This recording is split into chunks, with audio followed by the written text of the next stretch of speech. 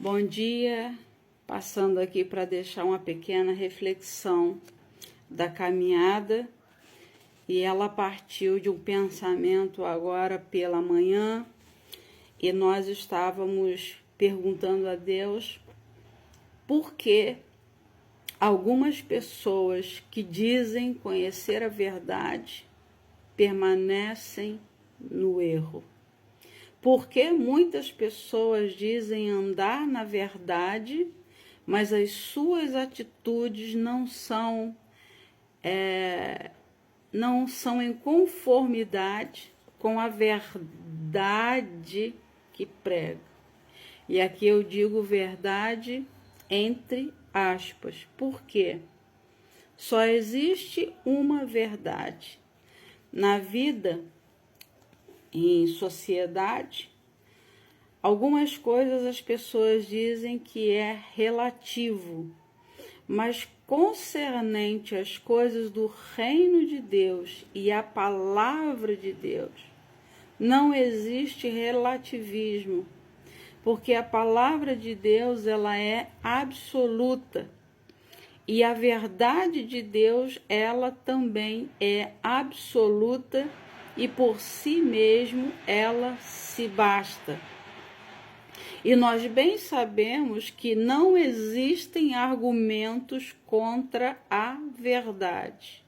As pessoas podem argumentar tudo, podem argumentar as nossas atitudes, podem argumentar as nossas falas, podem argumentar algumas circunstâncias nas quais nós somos envolvidos ou estamos envolvidos, podem questionar aquilo que ouvem falar a nosso respeito, mas nada pode se levantar contra aquilo que é a verdade manifesta, escrita, expressa na palavra de Deus.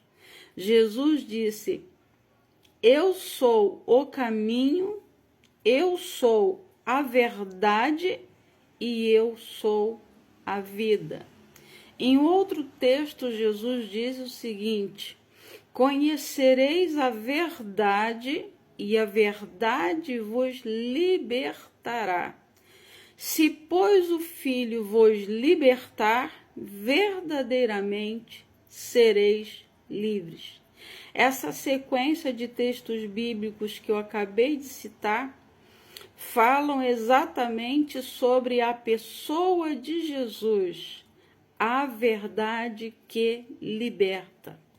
Então, se uma pessoa continua dizendo seguir a Cristo, dentro de uma igreja evangélica, ao qual o apóstolo Paulo nos disse que é a coluna e o esteio da verdade. Você já parou para pensar na profundidade desta palavra? O que é ser coluna e esteio da verdade? É a igreja de Jesus quem deve sustentar a palavra da verdade. É a igreja de Jesus que deve ser a base da absoluta verdade da palavra de Deus. E todos nós cristãos, a Bíblia diz que nós estamos como igreja construindo um edifício. Mas esse edifício tem que ser construído sobre uma base sólida, que é a verdade, que é a pessoa de Jesus Cristo, a rocha que os edificadores rejeitaram. O povo de Israel rejeitou, mas ela foi posta como pedra angular, como pedra principal de uma construção. E que construção é essa? É a igreja de Jesus Cristo.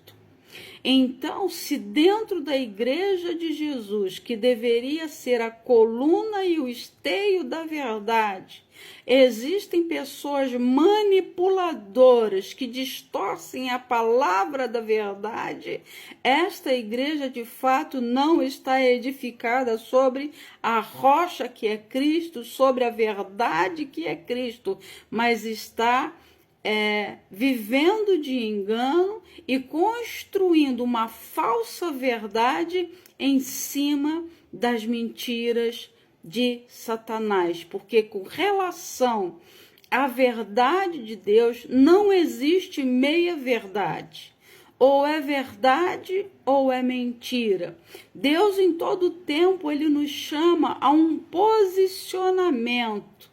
Deus nos chama a sairmos de cima do muro. Não tem como você dizer que serve a Cristo e você faz as vontades de Satanás, o pai da mentira. Não adianta você ir para a igreja todos os cultos, você estar todas as semanas frequentando uma reunião religiosa, você ser dizimista, você ser ofertante, você ser obreiro ou ocupar um cargo eclesiástico dentro da igreja de Jesus. Se você não viver em conformidade com a palavra de Deus, que é sim, sim, não, não. Ou você é de Deus e faz a vontade de Deus e vive na verdade de Deus, ou então você é do diabo, faz a vontade do diabo e vive na mentira de Satanás. E muitas vezes nós questionamos algumas atitudes de homens e mulheres que dizem ser servos de Deus, mas fazem coisas que muitos dizem, o ditado, até o diabo duvida, porque são coisas tão escabrosas que ninguém consegue acreditar que aquela pessoa seja capaz de fazer isso. Mas tem muitas pessoas dentro da igreja com aparência de ovelha, mas no fundo são lobos devoradores. Mas como é que nós vamos saber se uma pessoa que diz ser de Cristo é de fato de Cristo e realmente vive no caminho da verdade e faz a vontade de Jesus, que é o caminho, a verdade e a vida? A Bíblia fala para nós que pelos frutos se conhece a árvore. O que quer dizer isso? Pelas atitudes das pessoas, por aquilo que elas produzem, por aquilo que elas fazem, nós conseguimos claramente distinguir o lobo da ovelha. E existem muitos lobos disfarçados de ovelhas. E principalmente nos dias de hoje, quando nós vamos nos aproximando do retorno de Jesus aqui na face da terra, onde nós temos várias profecias a respeito do que iria acontecer se cumprindo, e uma delas é que nos últimos dias se levantariam falsos profetas e falsos mestres que pregariam o caminho de Jesus Cristo, mas na verdade não é o caminho da verdade. Não vivem de acordo com aquele caminho que afirmam estar trilhando, que afirmam estar seguindo. E a Bíblia fala para a gente no livro de Provérbios que há caminho que ao homem parece ser bom, mas o seu fim conduz à morte.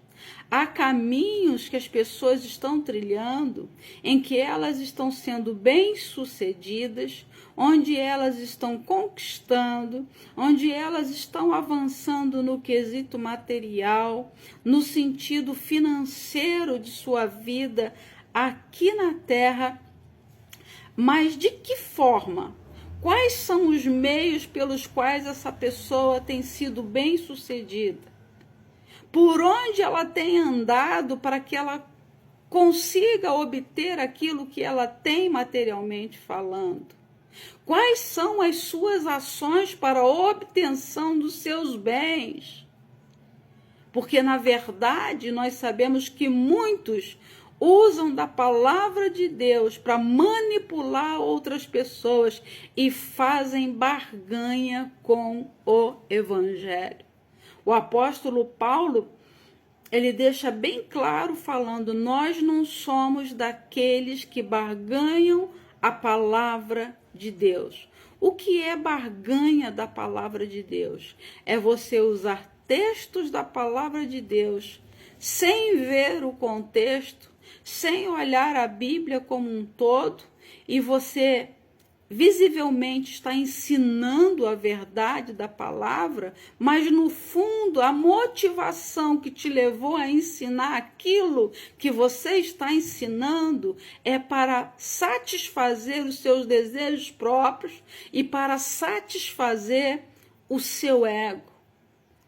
A Bíblia diz que nos dias que nós estamos vivendo, muitos líderes fariam das ovelhas um negócio por amor ao dinheiro, pela ganância, pela avareza e pelos desejos podres do seu coração. Então nós precisamos estar respaldados pela palavra de Deus. E aqui eu deixo um conselho: leiam a Bíblia. Não fiquem somente se alimentando daquilo que sai dos púlpitos das igrejas, daquilo que vocês ouvem na internet. Porque o diabo, a Bíblia diz que, se possível, ele enganaria até os escolhidos. A Bíblia fala que Satanás, ele se transfigura em anjo de luz. Então, nem todos os que dizem estar falando em nome de Deus, de fato, estão falando aquilo que Deus quer que fale. Porque é um tempo de posicionamento, é um tempo do sim, sim, não, não. Ou você serve a Cristo e paga o preço de estar vivendo com Ele, na presença dEle, andando como Ele andou, ou você vai continuar vivendo de forma errada e dizendo para todos que você está no caminho da verdade. E eu te pergunto, a quem você está enganando? Você pode enganar qualquer um, mas a Deus você não engana. Porque os atributos da natureza de Deus, Deus é onisciente, onipresente e onipotente. Ele sabe todas as coisas, ele pode todas as coisas e ele vê todas as coisas na sua onisciência.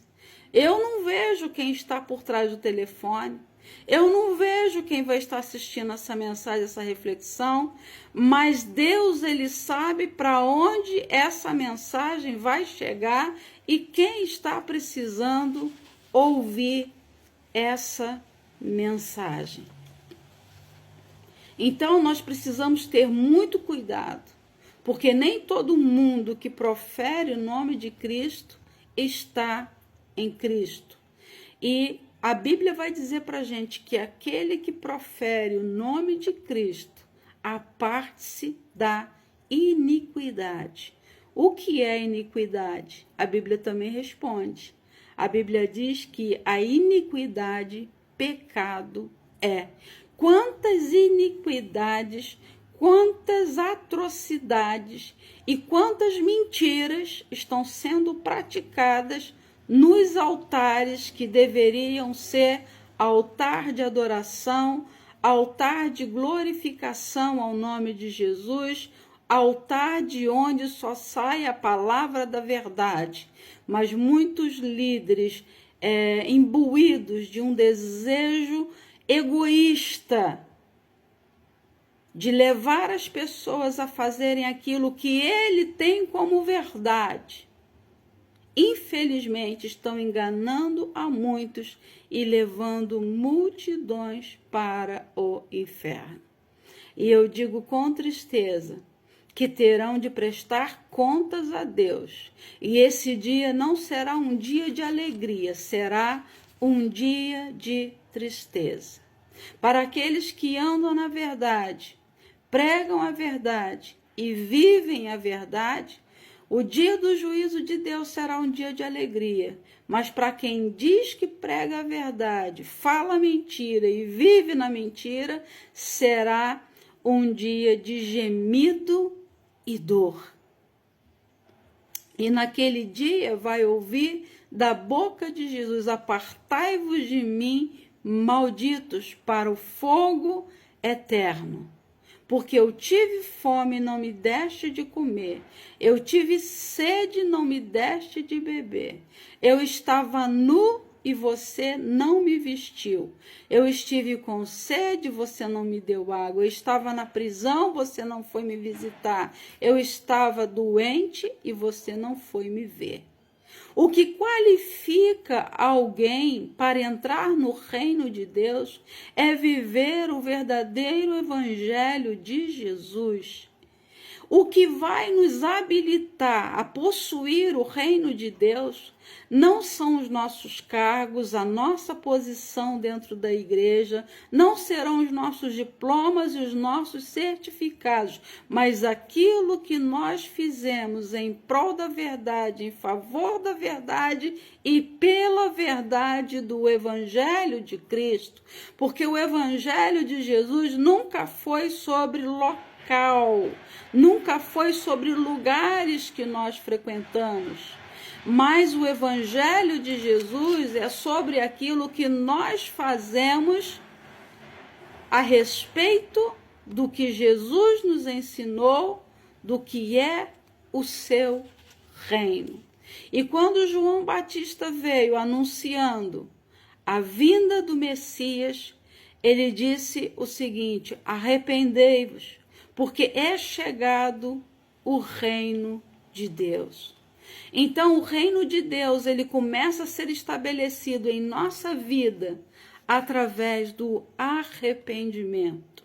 Se uma pessoa diz estar na verdade, mas continua na mentira, ela ainda não se arrependeu dos seus pecados, ela ainda não viveu o novo nascimento, ela ainda não experimentou o que é ter uma vida em Cristo, porque uma vez que nós seguimos a Cristo, nós somos lavados, nós somos santificados e nós somos justificados pela nossa fé em Jesus. Então nós precisamos refletir sobre a nossa vida.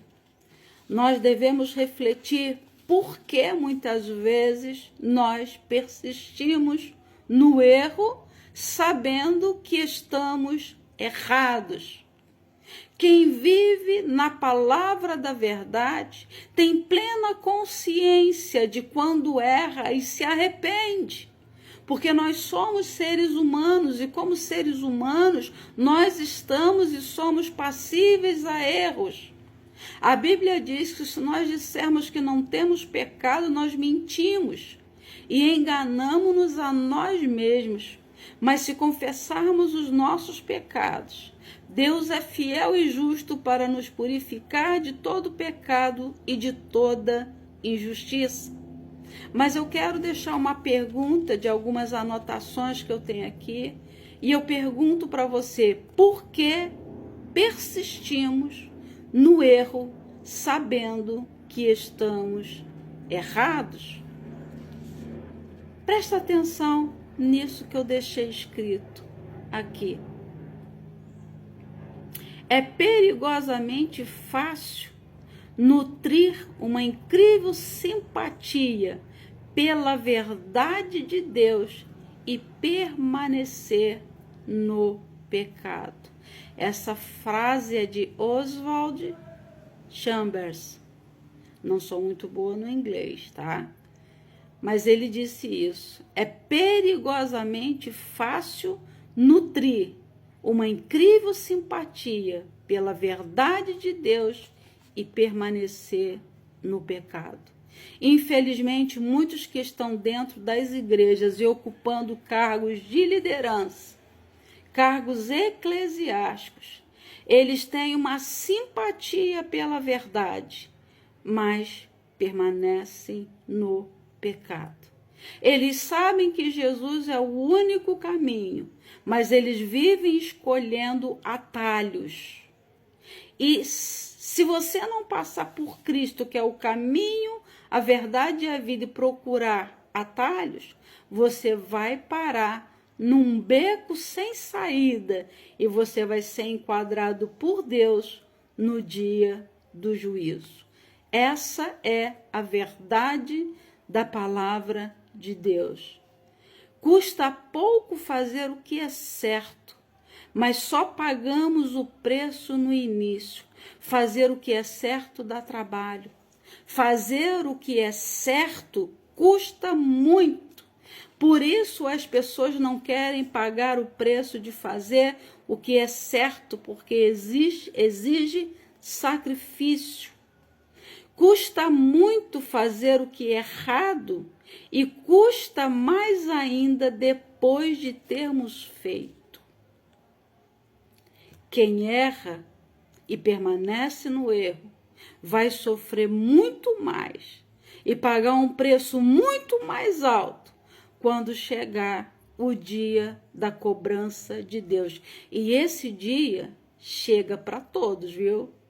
Vai chegar para todos. Um dia todos vão ter que encarar o juiz de toda a terra. Todos passarão pelo juiz.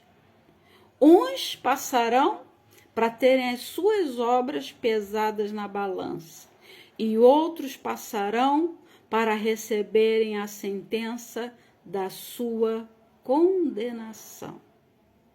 Porque vida eterna, eternidade, justificação para a vida eterna já começa em vida, quando nós confessamos a Cristo como nosso Senhor e nosso Salvador, mas nós abandonamos o pecado. Aquele que é de Deus não vive na prática do pecado.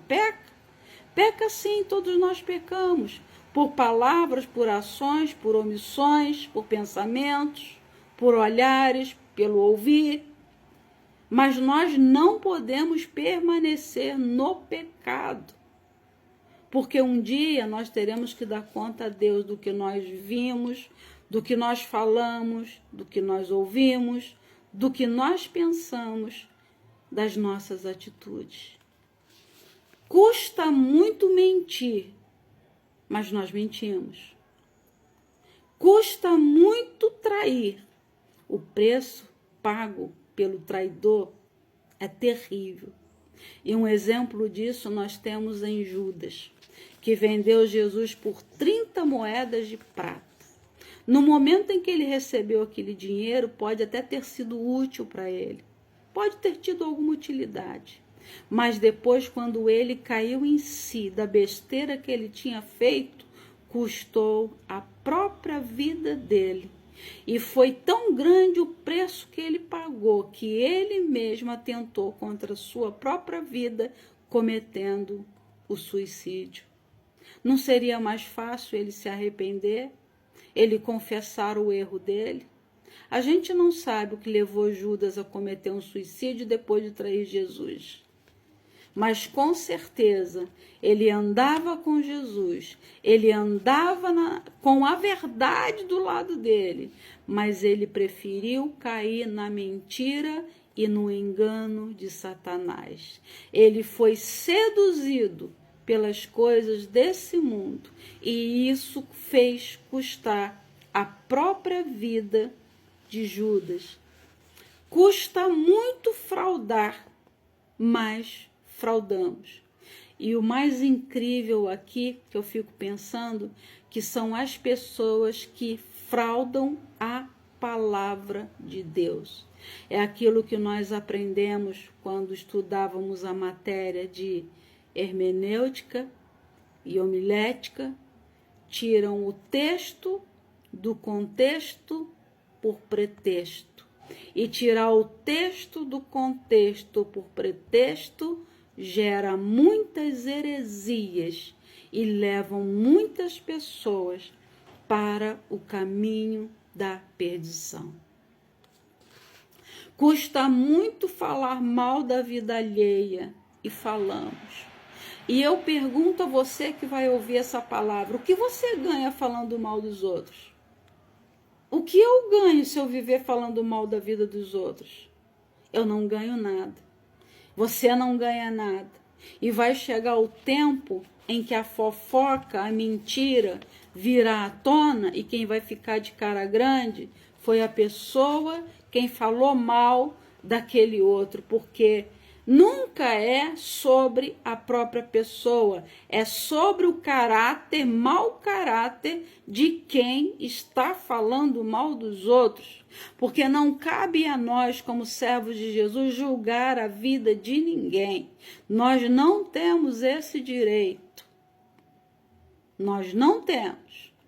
Quando a mulher adúltera foi pega em adultério e os escribas, os fariseus, os religiosos levaram perto de Jesus para apedrejar a mulher, Jesus olhou para todos eles e disse assim: aquele que estiver sem pecado, atire a primeira pedra.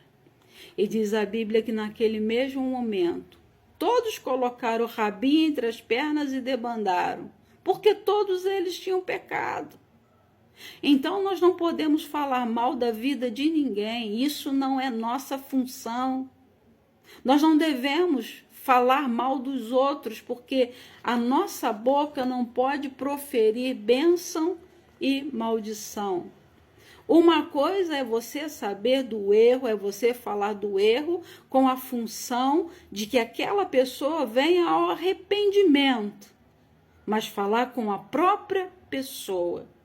Eu costumo dizer o seguinte, uma coisa que eu aprendi no decorrer da minha vida, que quem fala mal de alguém para você é porque já foi falar mal de você para outra pessoa. Então me desculpa, essa pessoa é o famoso leve trás.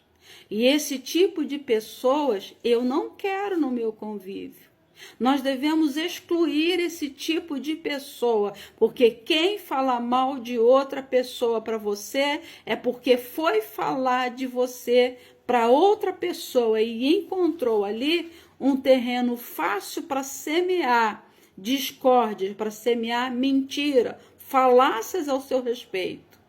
E ela vai voltar para você e vai falar daquela outra pessoa como se nada tivesse acontecido. Então a Bíblia diz que as más conversações corrompem os bons costumes. Se nós quisermos viver uma vida digna de pregadores da verdade, nós devemos evitar as más conversações, sair das rodinhas. Porque é bem falado, né? Que quando você está numa rodinha falando mal de alguém, quando você sair, o próximo assunto, a próxima vítima será você. Então pense nisso. Custa muito falar da vida alheia e falamos. Vivemos numa sociedade em que os padrões morais são nivelados por baixo. Segundo a cultura que nos cerca, devemos viver o momento sem pensar no amanhã. Devemos cultivar o prazer sem refletir no dever. Segundo valores muito divulgados, devemos buscar o que nos faz bem, mesmo que fira o outro. São as pessoas que não se preocupam o que vai acontecer com aquilo que você falou do outro, as consequências que você vai atrair para a vida do outro por ter sido inconsequente. Eu costumo dizer que algumas pessoas perdem belas oportunidades de ficarem de boca calada. Porque quando a gente se cala, é menor o risco de nós errarmos contra a vida das pessoas diante de Deus. Você viu, ouviu, tem prova? A melhor forma de evitar problemas com relação a isso é você não dar ouvidos a falatórios que vêm de pessoas a respeito de terceiros. Por isso é que eu tenho um hábito de não julgar ninguém. Eu preciso primeiro conviver com a pessoa antes de ousar falar alguma coisa contra aquela pessoa. E muitos julgam sem menos dar a oportunidade da pessoa se apresentar para que ela possa ser conhecida de fato. E ninguém conhece outra pessoa por redes sociais. Ninguém conhece outra pessoa por causa dos vídeos que ela faz. Só podemos conhecer uma pessoa de andar com ele. Nós só conhecemos a Cristo se nós andarmos com Cristo. Nós só vivemos na verdade se nós andarmos com a verdade na nossa mente, no nosso coração e na nossa língua. Caso contrário, nós seremos hipócritas, iguais aos fariseus religiosos da época de Jesus. Façam o que eu mando, mas não façam o que eu faço. E as pessoas precisam conhecer a nós como servos de Deus, não por aquilo que nós falamos, não por aquilo que as pessoas falam de nós, mas pelo nosso testemunho de vida, porque o nosso testemunho fala muito mais alto do que qualquer palavra. Então, quer conhecer uma pessoa, quer saber se o que falam dela é a verdade, procura andar com ela. Procura ver um pouquinho mais da história dela antes de abrir a boca e fazer um julgamento, porque você já está errado. Porque nós não devemos julgar a ninguém. Jesus disse, nem eu mesmo julgo, eu não vim para condenar, mas para salvar. Hoje Jesus está aqui como nosso advogado, para nos defender das acusações de todos os nossos inimigos, mas virá o dia dele vir à terra como juiz. E aí vai ser muito diferente. E eu te falo o seguinte, queira conhecer a Jesus como advogado, mas não queira experimentar a ira de Deus quando Jesus vier como juiz. A história vai ser outra, completamente diferente. Porque ele não julga conforme o homem. Ele conhece a divisão da alma e do espírito e ele conhece a profundidade daquilo que nós temos no nosso coração. De Deus ninguém esconde nada. Pensamentos, sentimentos, ressentimentos, ninguém pode esconder nada de Deus. E no dia do julgamento, ele será implacável, porque ele virá como juiz.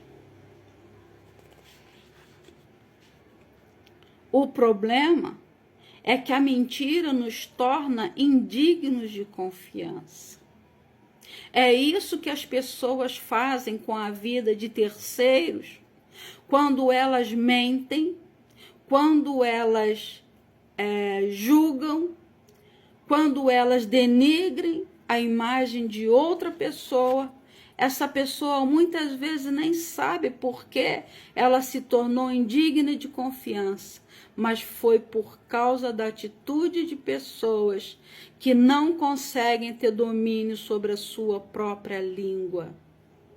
A Bíblia diz para nós, no livro de Tiago, que a língua do homem é um membro tão pequeno, mas consegue incendiar uma floresta. E nós hoje, mais do que nunca, precisamos falar como Isaías, quando teve um encontro pessoal com Deus, quando ele viu a glória de Deus, quando ele viu a santidade de Deus, ele falou assim: ai de mim que vou perecendo, porque sou um homem de lábios impuros e habito no meio de um povo de impuros lábios. O Novo Testamento vem completando, dizendo que as más conversações corrompem os bons costumes. Geralmente a opinião que nós temos sobre outras pessoas não vem de nós andarmos com ela, vem porque nós ouvimos de alguém a respeito daquela pessoa. E aí nós formamos um conceito e temos uma ideia distorcida do que seja a outra pessoa por causa da língua grande. Então, forma-se um incêndio, um alvoroço, um prejuízo para a vida da outra pessoa, simplesmente porque alguém não conseguiu ter o domínio sobre a sua própria língua.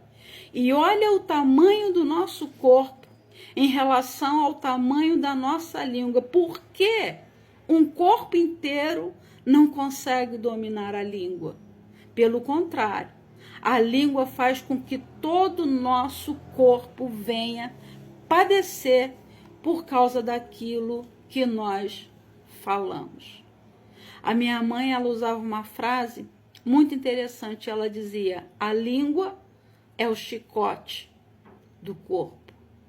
E quanta sabedoria tem nesse ditado popular que a minha mãe falava. Outro ditado que minha mãe usava muito: quem tem telhado de vidro não atira pedra no telhado dos outros. Já parou para pensar na profundidade dessas palavras? Porque a língua é o chicote do corpo. Muita gente padece e ainda vai padecer porque não consegue segurar a sua língua.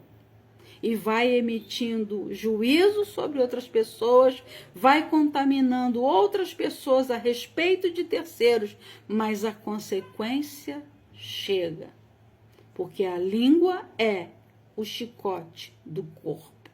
Por causa da língua, muitas pessoas padecem fisicamente, emocionalmente e espiritualmente, porque também estão doentes.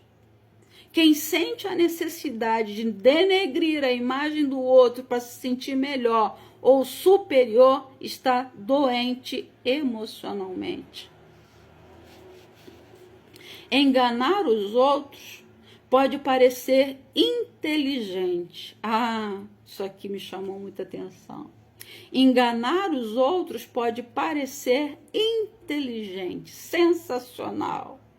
São as expertise, se é que a palavra está certa, tá? Não sou boa em inglês. Ou expertise.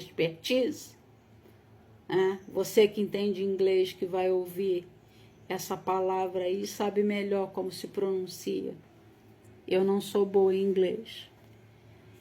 Mas muitos acham que mentir é ser inteligente.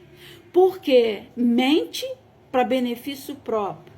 Mente para ser favorecido em alguma situação. Mas usar da inteligência para prejudicar o outro não é nada inteligente.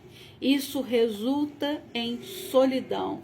Quando a mentira vem à tona e a verdade é manifesta, essa pessoa vai passar a viver sozinha, porque ninguém vai querer conviver com ela. Sabendo os estragos que ela fez na vida de outros, ninguém vai querer ser amigo dessa pessoa. Então não é nada inteligente. Não tem inteligência nisso. Você falar mal da vida das pessoas.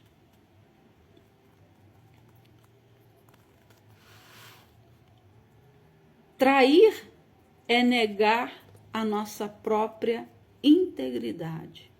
Quem tem coragem de apunhalar alguém que está caminhando junto pelas costas, alguém que tem coragem de trair uma pessoa que depositou em você confiança, é como se você traísse a sua própria integridade.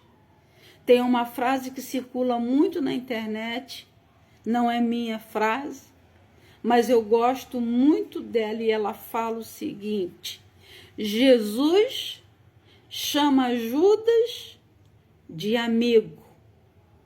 E Judas traiu Jesus. Mas é que a falha de Judas, o mau caráter de Judas, não alterou o caráter de Jesus. Geralmente as pessoas usam de mentiras, de calúnias, de difamações, quando tem a sua integridade manchada. Não é uma pessoa íntegra, não é uma pessoa confiável. E ela, além de manchar a integridade dos outros, Mas lá na frente, tudo que ela plantou, ela vai colher. Porque ela vai ter a sua própria imagem, a sua própria integridade manchada por aquilo que ela tentou fazer em seu próprio benefício contra a vida de outras pessoas. Então, traição não é nada inteligente. Sem contar o peso na consciência que fica daquela pessoa que traiu a confiança de alguém. Falar mal da vida alheia é apontar o dedo para nós mesmos. Não sei se vocês já ouviram falar que quando nós fazemos isso aqui, ó, para apontar o erro de alguém, nós esquecemos que nós temos, ó, 3 dedos apontados para nós e nós temos um dedo aqui, ó, olhando tudo. O nosso apontar, 3 dedos apontados para nós, e isso aqui significa que Deus, ele está olhando o julgamento que nós estamos fazendo. E ele diz: com a mesma medida que vocês medirem, vocês serão medidos. Não sou eu quem falo isso, foi Jesus quem falou. A própria verdade, o verbo encarnado de Deus. A mesma medida com que vocês medirem aos outros, vocês serão medidos. Por que persistimos no erro? Por que você persiste no erro? Por que você continua errando sabendo que é errado? Por que que você continua defraudando sabendo que é crime, sabendo que você está errado? Se você de fato conhece a verdade de Cristo, você deixa esse passado de pecado para trás, mas isso não combina com uma pessoa que confessa o nome de Jesus. Persistimos no erro quando, em lugar de evitar o mal, nós o procuramos. E a Bíblia diz para nós fugir da aparência do mal. Da aparência! Tudo aquilo que eu olhar de longe, eu vi que não tem Deus naquilo, porque a Bíblia diz que tudo que é de Deus é puro, é justo, é honesto, e não existe lei contra as coisas de Deus. Não existe lei contra o fruto do Espírito, amor, paz, bondade, mansidão, longanimidade, benignidade, domínio próprio. Tem pessoas que não têm domínio sobre a sua própria língua e não têm domínio sobre as suas próprias ações. É como um trem desgovernado. Tem pessoas dentro da igreja, da casa de Deus, que mais parecem um trem fora do trilho. E o que acontece com um trem fora do trilho? Quando ele descarrilha, acidente, estrago, morte. E muitas pessoas, por estarem nessa situação, estão mortas dentro da igreja. Estão vivos fisicamente, mas mortos espiritualmente, praticando tudo aquilo que o pai da mentira se agrada. Persistimos no erro quando o tomamos como certo. Tem pessoas que têm o certo como errado e o errado como certo. Mas Deus é imparcial. E ele diz na sua palavra que ele não tem o culpado por inocente, não tem o inocente por culpado. Isso é a justiça de Deus na sua integridade. Deus é íntegro e ele não tem o culpado por inocente e não tem o inocente por culpado. Ainda que por um tempo as más línguas consigam colocar uma determinada pessoa numa condição de moralmente errado, no tempo certo Deus traz a luz e mostra de fato quem é certo e quem é errado. Se formos inteligentes, seremos menos influenciáveis. Aqui está uma palavra que é a chave para nós não continuarmos persistindo naquilo que é errado, sermos menos influenciáveis. Por isso eu falei que as más conversações corrompem os bons costumes. De que forma? Com a má influência. Infelizmente, tem pessoas que dizem servir a Deus, mas são péssimas influências na vida de outras pessoas, e infelizmente essas pessoas que têm o dom da persuasão, que têm a capacidade de influenciar outras pessoas, elas não são íntegras diante de Deus, e elas fazem a cabeça dos outros exatamente a persistirem no erro. Então, nós precisamos ter cuidado para onde nossos líderes estão nos levando, para onde aqueles que têm cargos dentro da igreja estão conduzindo as ovelhas de Jesus, porque quando Jesus voltar, ele vai pedir conta para você que é pastor, para nós que exercemos cargo de liderança.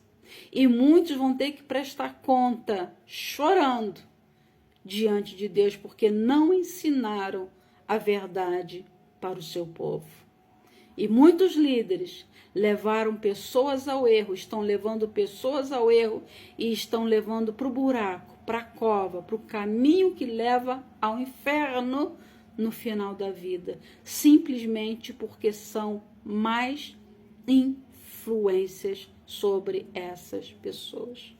Quando nós falamos sobre mordomia, uma das coisas que eu gosto de falar e comentar é sobre a mordomia da influência. Muitos pensam que darão a Deus contas somente de ações, somente de cargos que exerceram dentro da igreja, de funções que tiveram dentro da obra de Deus. Mas tem uma coisa que Deus também pedirá contas a nós: a mordomia da influência. Você tem usado a sua capacidade de influenciar os outros para o bem ou para o mal? Se você está influenciando outras pessoas a irem para o caminho do erro, a justiça de Deus será implacável com a sua vida, porque Deus não leva em conta o tempo da ignorância. Quando uma pessoa não conhece a verdade, Deus não tem como cobrar dela algo que ela não conheceu. Mas a partir do momento em que uma pessoa sabe que o que ela está fazendo é errado e ela não muda, ela será cobrada por Deus. E o castigo para nós é muito maior, porque nós estamos influenciando e nós estamos liderando e ensinando outras pessoas o caminho que elas devem seguir. Você tem ensinado o caminho do bem